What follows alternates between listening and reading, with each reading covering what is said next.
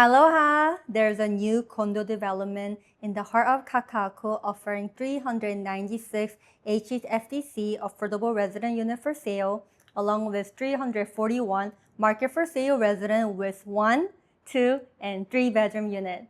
This community is called Kahuina, which includes 2 towers called Lamaku and Mamalu.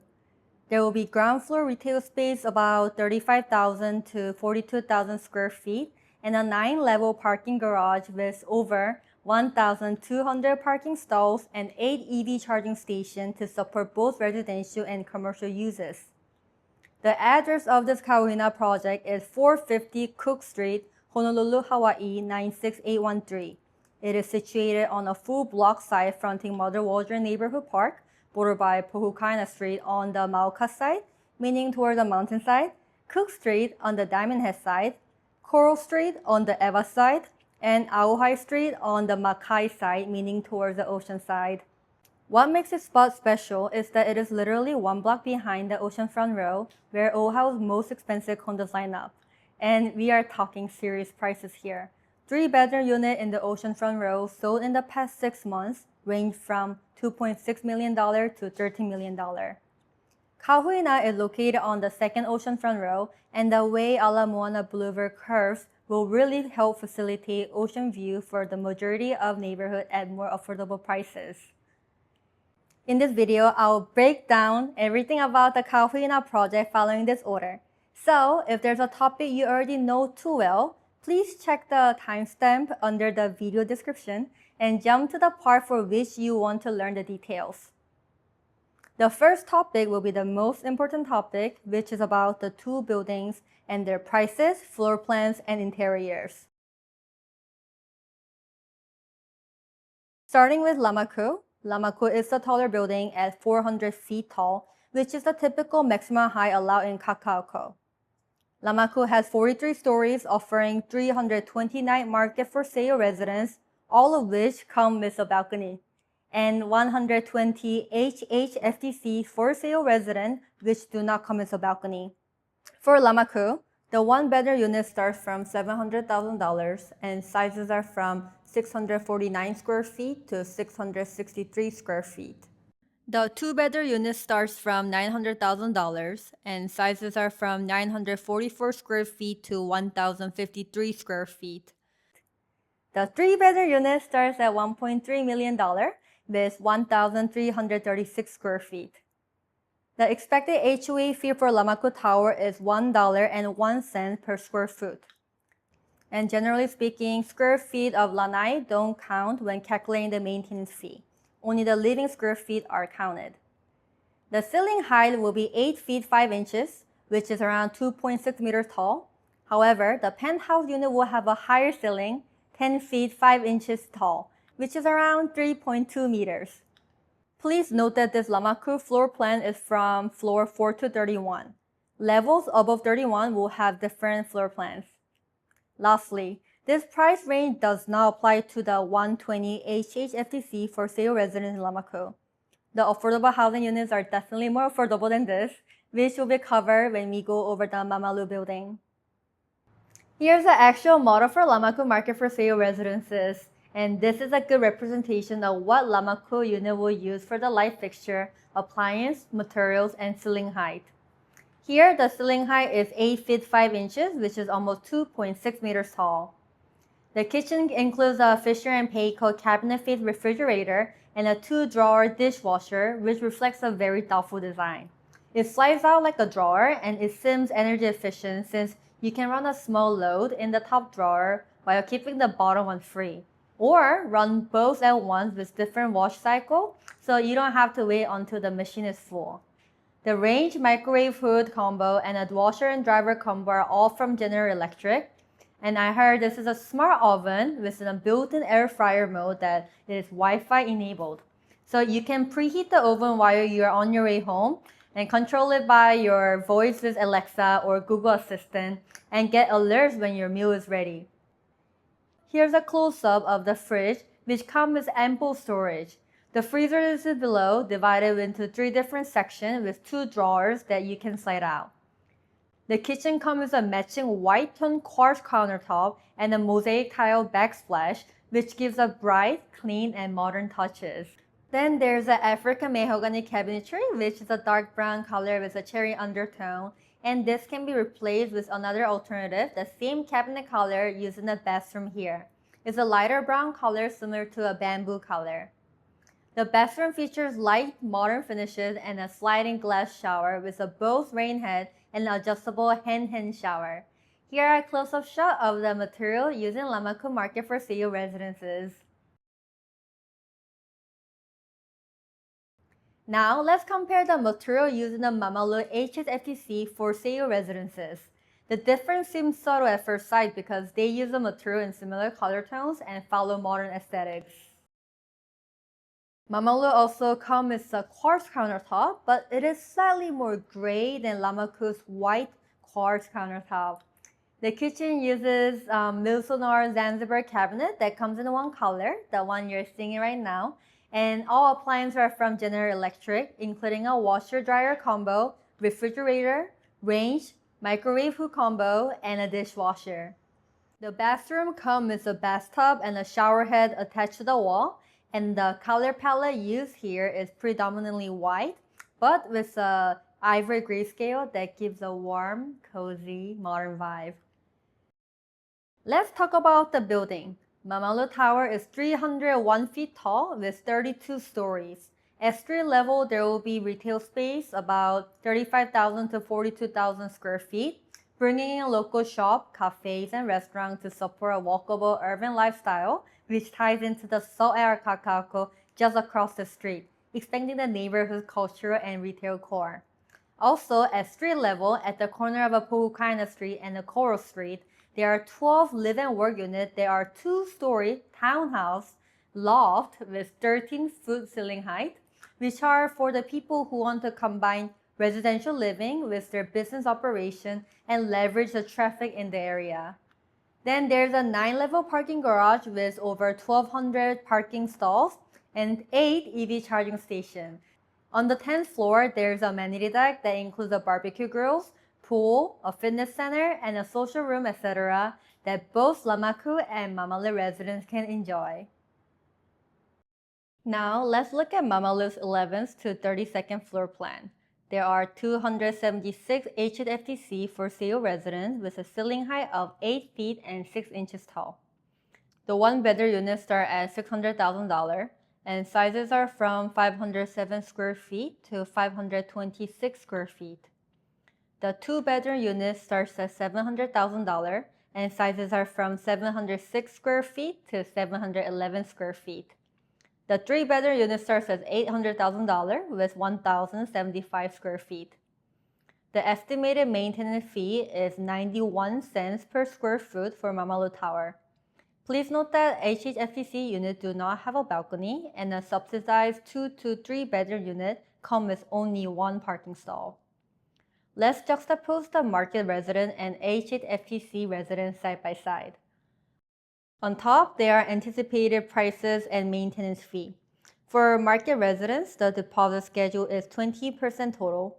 That's $10,000 due at contract signing, another 10% minus a $10,000 deposit within 30 days, and the final 10% is due by December 31st, 2025.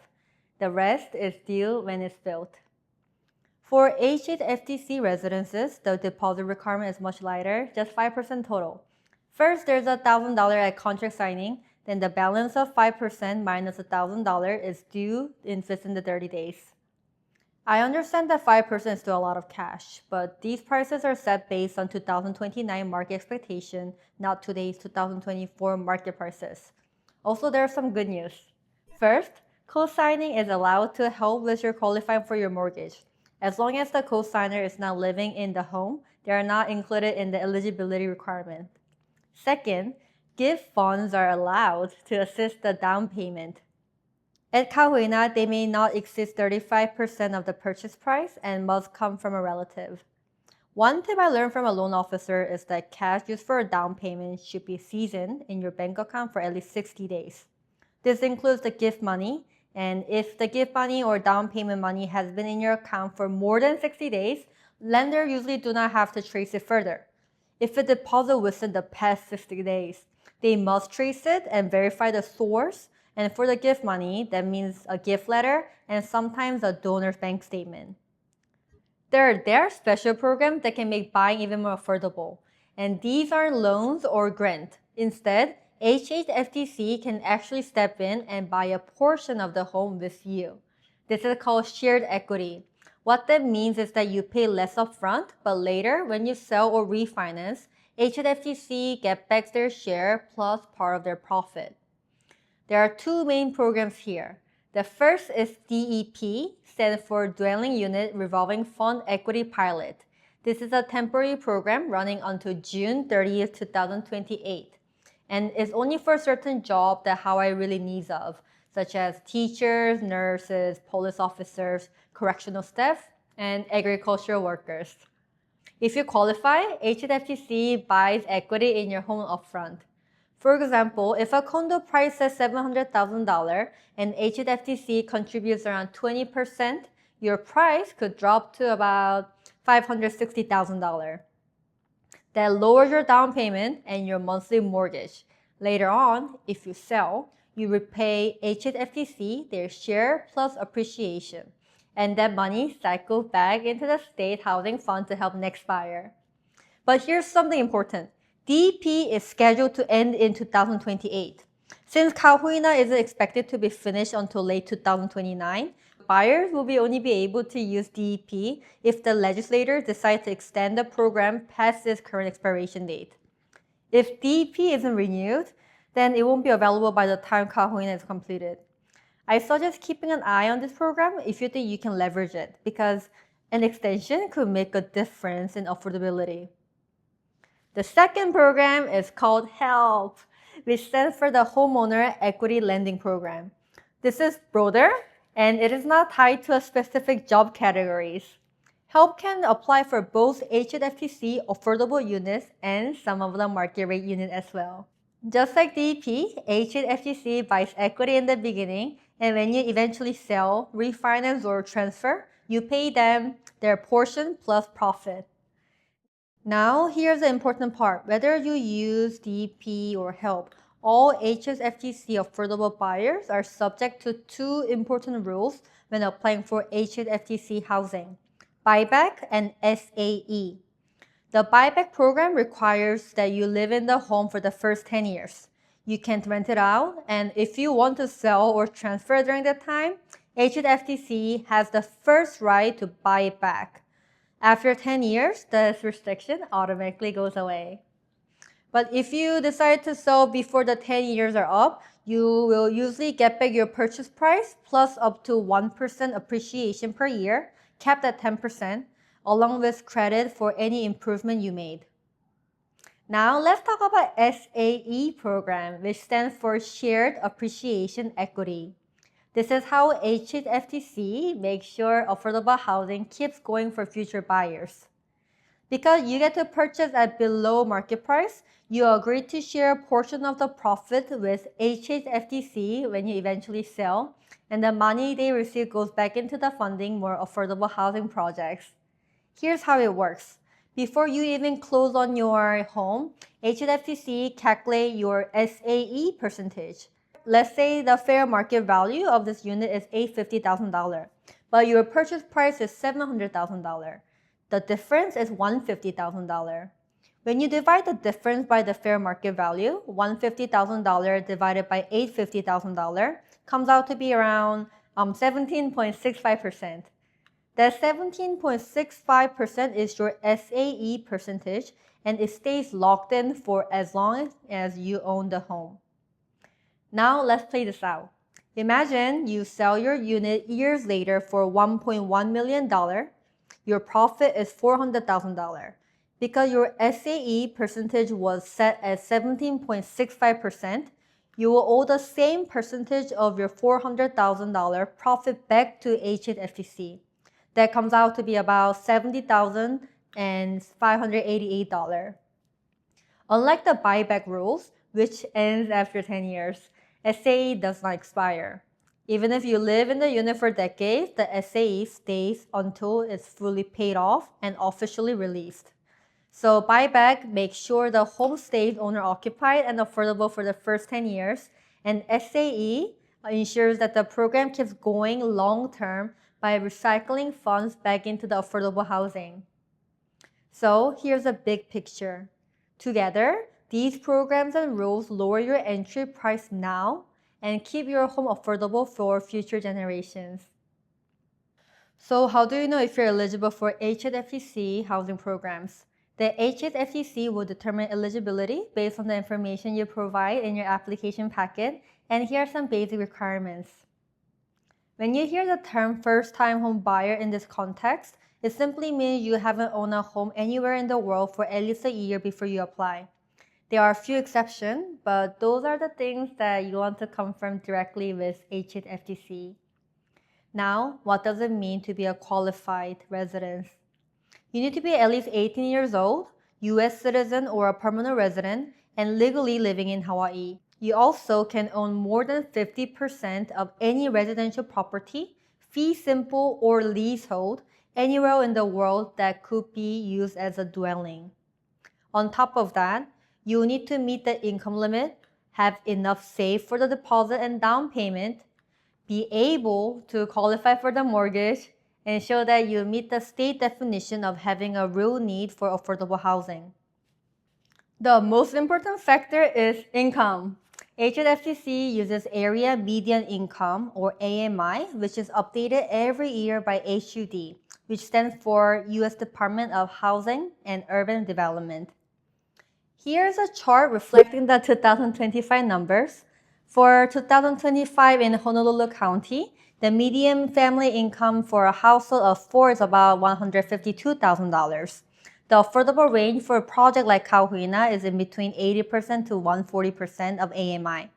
That means if you are a family of 4, your household income needs to fall between about $121,600 and $212,800.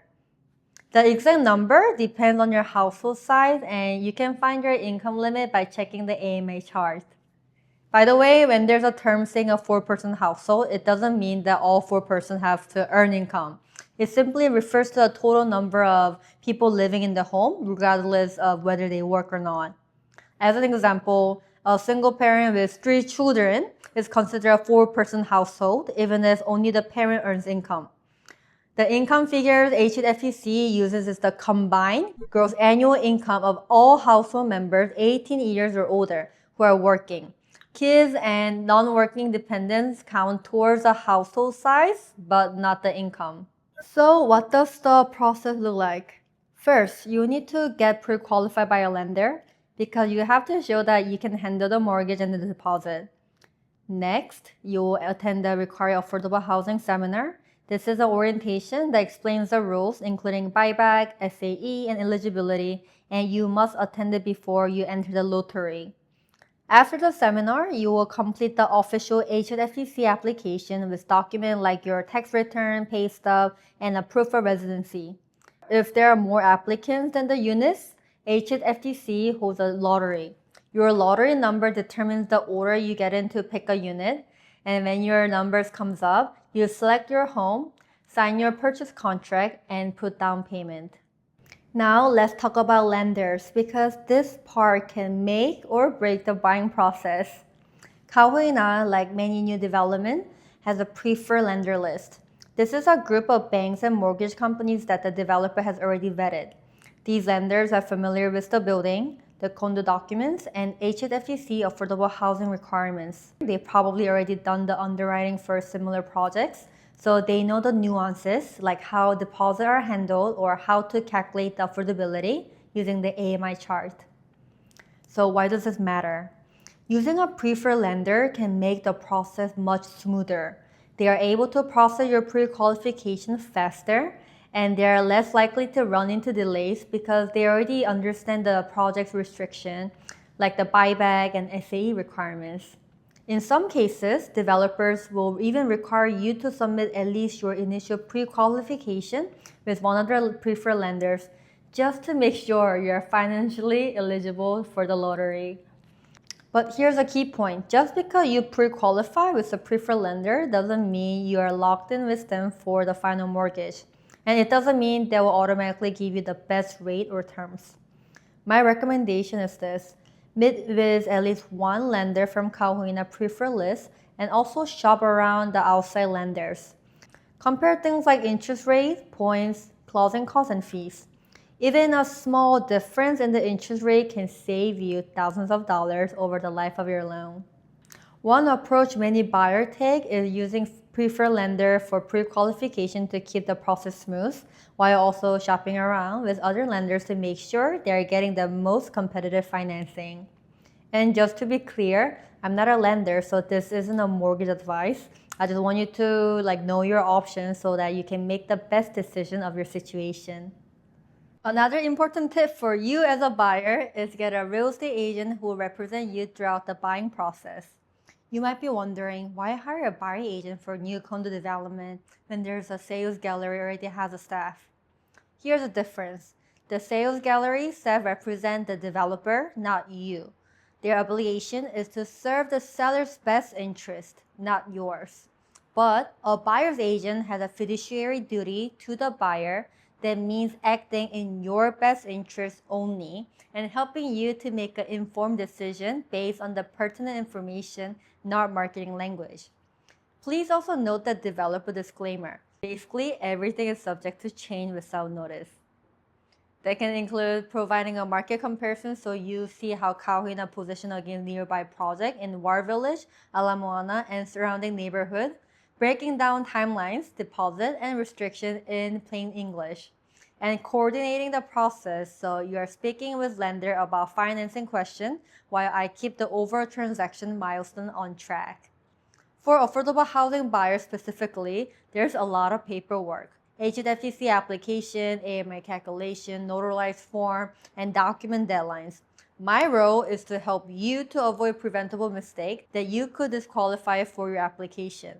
A competent buyer agent is also a long-term advocate. This doesn't end at contract signing. I will stay with you throughout the completion and closing, realistically late 2029 for Kauhuina.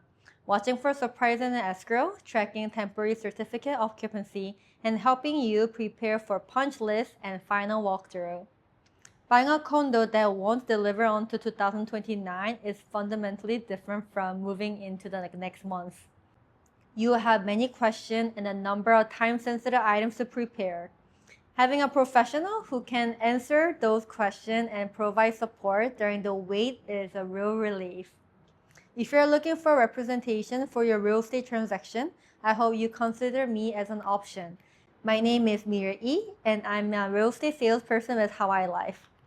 Here's my contact information. I spend most of my time driving, attending meetings, and serving clients, so please leave me an email, text message, or voicemail with your name and the property you're interested in. I'll reply you shortly to schedule our meeting, online or in person, and I'll bring materials that you'll find it useful for our first conversation.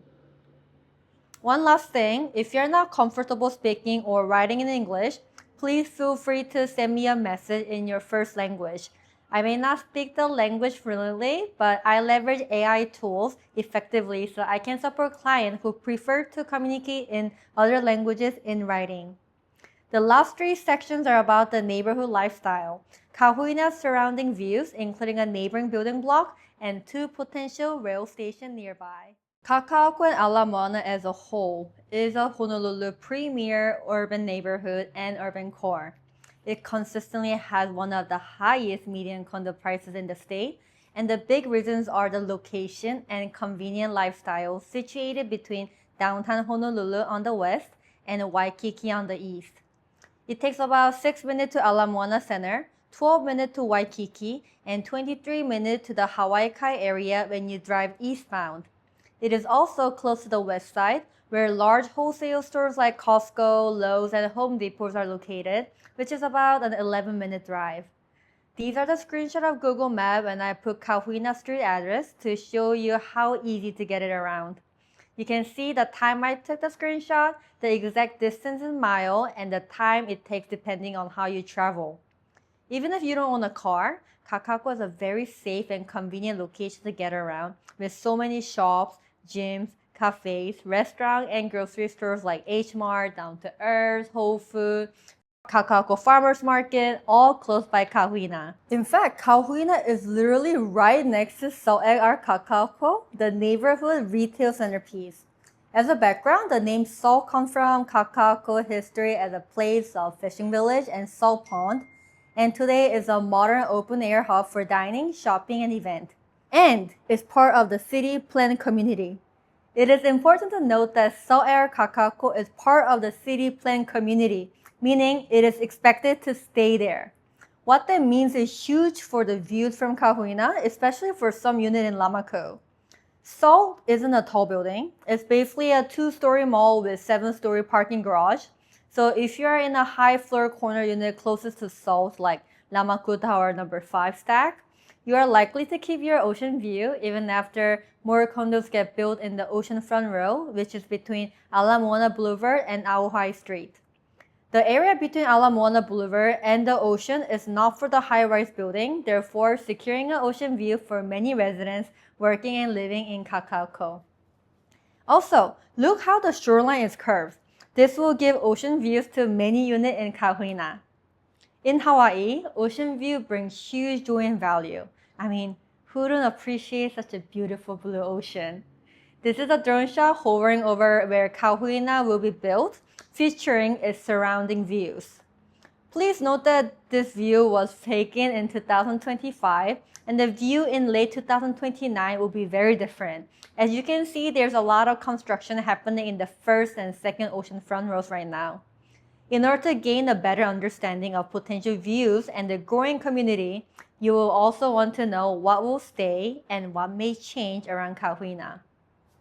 In the area development map, Kahuina is Block C. The blue blocks on the right-hand side are to be developed, meaning they are not built yet. The orange blocks on the left are what's already built.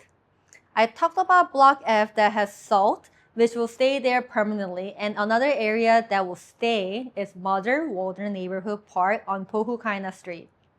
It is listed on the Hawaii Register of Historic Places, therefore the park is expected to remain there permanently.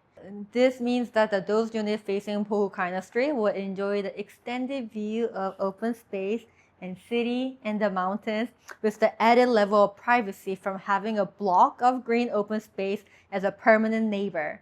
I mean, it is a historic park. On the right side of Kahuina is Block D, Waiakoa. It is a larger than Kahuina in total homes with strong emphasis on affordable housing, retail, and green space.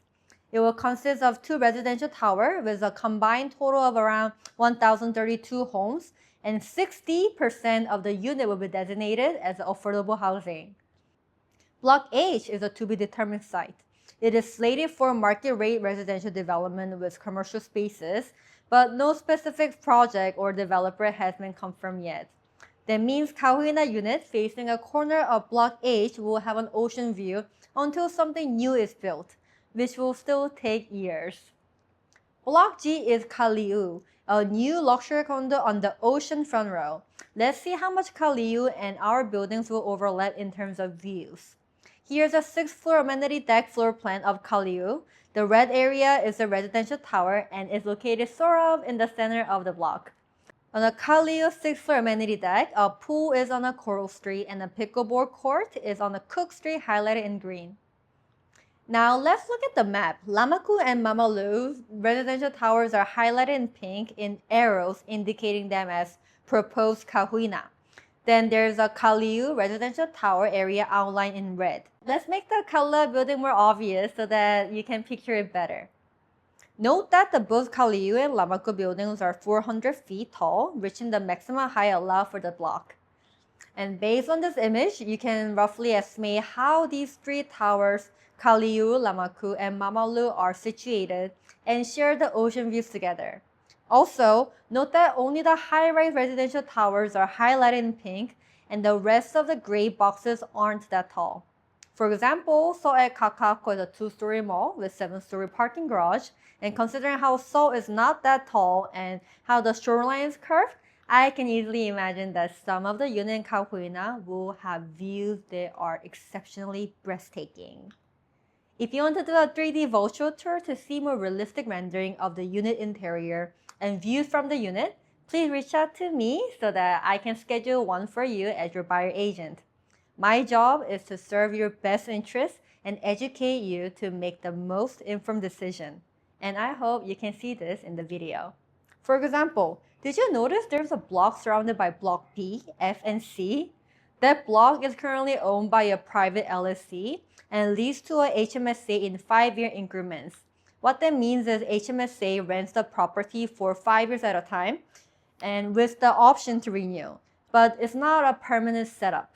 So the future of the site really depends on whether the owner continues leasing it out or decide to redevelop later. So I just covered what surrounds Kauhuina and how it will impact the views. The last thing I want to cover in this video is the 2 potential rail stations planned near Kauhuina. This project by the city is called TOD Neighborhood, which stands for Transit Oriented Development Neighborhoods. Basically, there will be a rail station connecting East Kapolei to Ala Moana, and each station, 1 to 1.5 mile radius, is a TOD neighborhood. The plan is to develop the rail station and the neighborhood where the stations are.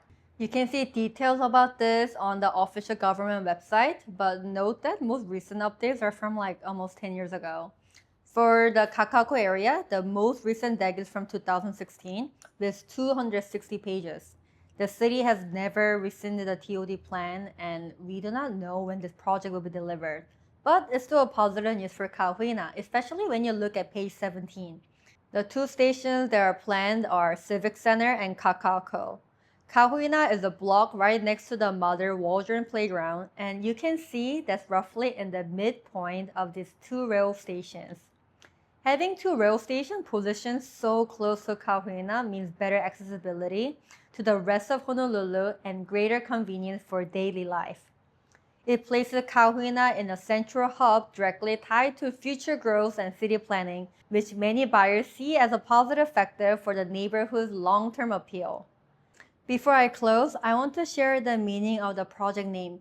Kauhuina means the intersection or the crossroad, which ties perfectly with the city's transit-oriented development vision and the future rail station nearby. Lamaku means torch or light, symbolizing guidance and illumination, while Mamalu means protection, shelter, and prestige. These names carry depth and intention, just like the community being built here. Do you see yourself choosing a unit at the crossroad Honolulu's future growth? That concludes today's video. If you find this video helpful, please give it a like and leave a comment below. And feel free to reach out to me anytime if you have questions about Honolulu real estate market. This is Mirei with Hawaii Life. Thank you for watching, and I will see you in the next one.